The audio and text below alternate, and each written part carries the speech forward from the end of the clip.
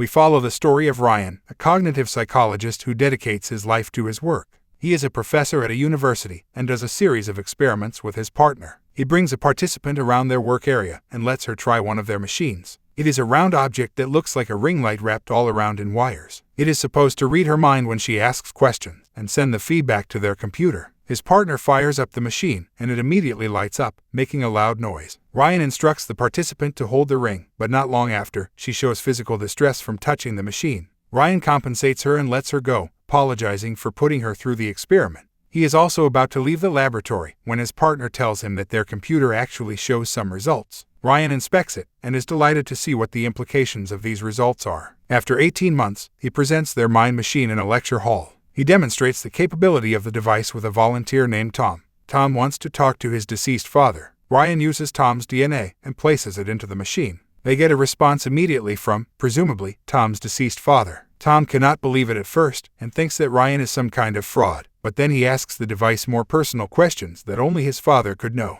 When the device responds accurately, Tom is finally convinced. Tom's father suddenly becomes conscious of his own passing, and that he is just lurking around in the darkness of his demise, causing Ryan's device to malfunction. Ryan hurriedly shuts down his device and apologizes to Tom. Ryan returns home to continue working on his machine. He has turned their basement into a makeshift workplace. His wife, Emily, enters the basement and tells him that there is someone looking for him. A woman who was in his lecture the other night comes up to him, requesting to talk to her deceased husband. He is reluctant at first, but still assists her with the device. She is delighted for the brief moment that is able to talk to her husband again. After the woman leaves, Emily confronts Ryan about what he is doing. He had been so absorbed with the work that he have not been giving his wife the love and care she needs, especially after they lost their daughter, Sam. Sam had been missing for months now. They asked for the authorities' help, but as time passes, their search becomes more and more unfruitful. Ryan decides to use the machine to contact his daughter, but there is no response. He and his wife have been undergoing couples therapy for months to help them in their situation and their relationship. Emily is more open to the therapist about what she is going through. Ryan, on the other hand, is guarded and just dismisses his emotions. They had not been talking seriously with each other, and Ryan has not been providing any comfort to Emily, which she badly needs. Their therapist suggests that they should reflect on what they see their future holds. Back at the university, Ryan asks his boss for leave, which is granted after careful consideration. He takes some chemicals secretly from the lab before leaving the university. He gives another lecture on his discovery about what happens after a person passes away and introduces his experiment. He demonstrates the capability of his device again with another volunteer. Claire wants to talk to her son, Michael, who passed away. Emily secretly goes to his lecture to find out what is it that he does. Ryan starts the device, and Claire immediately gets a response from her son. Emily cannot believe what she is witnessing and hurriedly leaves the lecture hall. After a while, they lose connection with Michael. We see a flashback of the time before Sam went missing. They went out as a family and were dropping Sam off at school. She asked her mother if they could pick her up, and Emily promised that Ryan would not be late. Emily lies haunted in Sam's bed, thinking about her daughter. Suddenly, she makes up her mind to use Ryan's device to try and talk to her daughter. She puts in her DNA sample and runs the machine, but at the last second she turns it off. At that time, Ryan enters through the door. He notices that she is skittish and asks if she is all right. Emily tells him that she was just about to grab some paint and asks him what happened. He is disheartened and tells her that there is still no progress. He knows that she is trying to use the machine. Emily says that she is still not totally in agreement with it. She walks up to him and they comfort each other. Ryan tells her about the woman who came up to him last night. She described what her son's experience was before he passed, and it has been bugging him. Suddenly, his boss from the university enters the garage. He initiates a conversation with Ryan about his lecture last night. Ryan knows that he has other motives than to chat with him and asks him directly. His boss wants to see and learn about Ryan's device without forcibly getting it if possible. There are still a lot of unexplored territories when it comes to his device. His boss gives him the idea that there might be more than just a voice that could transcend through his machine. He operates the machine and tests it with his boss. He is about to put the DNA swab of his boss in the device when he discovers a swab sample already in place. He is taken by slight surprise and suspects that his wife must be wanting to try and communicate with their daughter. Nonetheless, he takes it out and replaces it with his boss's DNA. They are able to connect with a person named John. But as the voice introduces itself, Ryan's boss immediately asks him to turn the device off. Ryan is confused at first, asking why he would not want to talk with whoever is speaking. But when his boss starts sounding more and more aggressive, he does what is asked. His boss backs away and calls his mother. He asks her to wake up his father. Ryan senses that there must be something going on. Ryan's boss starts becoming emotional and tells him that his father had been sick for a while. So to his surprise, it was his father that talked to him on Ryan's device. Ryan offers him a ride home, but he refuses. He just asks him for his report about his project for the next week before he leaves his house. The next day, Ryan heads to Sam's school and tries talking to one of her teachers. The teacher hands him some of Sam's old activities, and as he is browsing through them, he sees a drawing of a ring of light that vaguely resembles the device he made. The teacher tells him that he was on duty that day to make sure all the kids get picked up. Sam was talking to a man in jogger pants and a gray hoodie that day. She seemed familiar with the man, and it did not raise any concern from the teacher. He thought that it was just Ryan looking a little bit scruffy. Ryan's temper rises up after learning that the teacher did not show much concern for his daughter that day. The teacher tries to apologize, but Ryan is only getting angrier by the second. Being provoked, the teacher accuses him that if only Ryan had picked up Sam on time, that it would not have happened in the first place. Ryan looks at him sharply and walks away. Back at home, he ponders about Sam as he inspects Emily's DNA. He decides to take it out and put it back into his device. He powers it up, using the chemical he stole from the lab at the university. The device starts running, and Ryan tries calling Sam. There is silence for a long time. Ryan walks up to the device to turn it off, when suddenly, Sam's voice calls out to him. Ryan is happy to hear his daughter's voice and in terrible pain, confirming that Sam is already gone. It breaks his heart to ask her to describe where she is. She is confused and scared. He cannot get anything out of her, since she could not remember what happened to her. Ryan is out in the woods, drinking alone.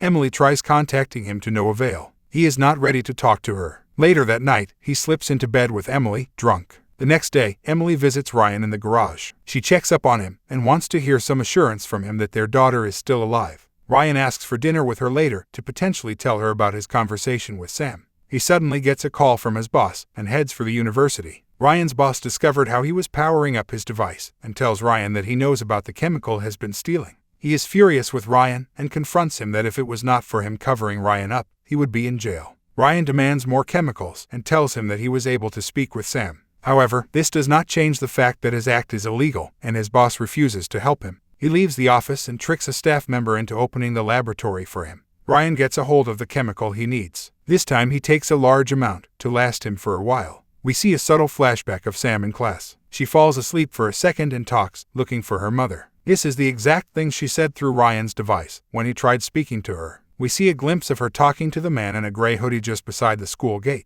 It was her mother's workmate. That night, Ryan and Emily have a pleasant evening, having dinner. They have a small conversation, checking on each other and reminiscing about the past when they had just moved into the place. Ryan tries telling her about what he discovered. Emily has an ominous feeling about what he is about to say and stops him right away. They hold each other in their arms and assure themselves that they will always have each other. Later that night, Ryan continues working on his device. He fires it up again, and it detects Sam. This time, the monitor shows a hazy image of her. Her responses are slow, but she does her best to answer Ryan's question. He asks her about the person she went out with after school. Sam is confused and tells him that she did not go anywhere after school before their connection is lost. He heads out and talks to Emma, Sam's classmate. Emma tells him about the man Sam was talking with during their lunch break, but that is all she knows. Ryan starts prying for more details, not wanting to let her go. She starts becoming scared and pulls away from him. Emily arrives at the psychological clinic for their couples therapy and is disappointed to learn that Ryan failed to show up.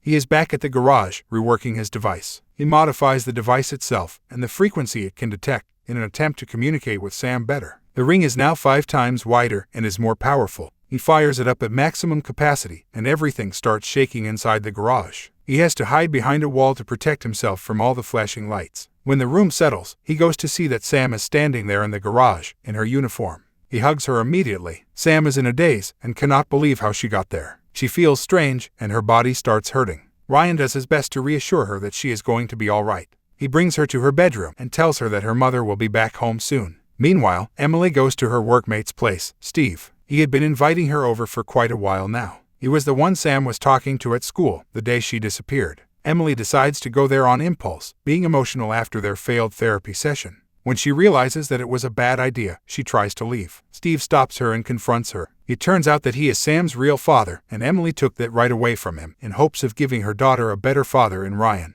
Ryan wakes up that night to see his daughter hugging him, but she is already cold. He checks her for a pulse, but he cannot find any. He tries reviving her, to no avail, and weeps for her once more. He goes back to his garage and tries to work out his device again. At the same time, Emily arrives and calls for him. He blocks off the door, not wanting to let her in. When Emily finally makes it inside, Ryan is already transported into a similar realm. He hears Emily calling for their daughter on their way out to go to school. Ryan is transported into the past. He looks for Sam upstairs and finds her asleep in bed. She wakes up and heads out for school. Ryan tries to stop her, but his body starts getting weak. Emily is able to access his machine and sees the footage of Ryan bringing Sam back earlier. She goes to her room and finds her lying lifeless on her bed. She instantly becomes devastated to find her already gone. Ryan gets out of the house and finds Sam outside of the school. He hurriedly takes her back to their house, but she is suddenly teleported away from him. This is caused by his actions from the past when he transported her to his present. He realizes that it was his own fault that Sam disappeared.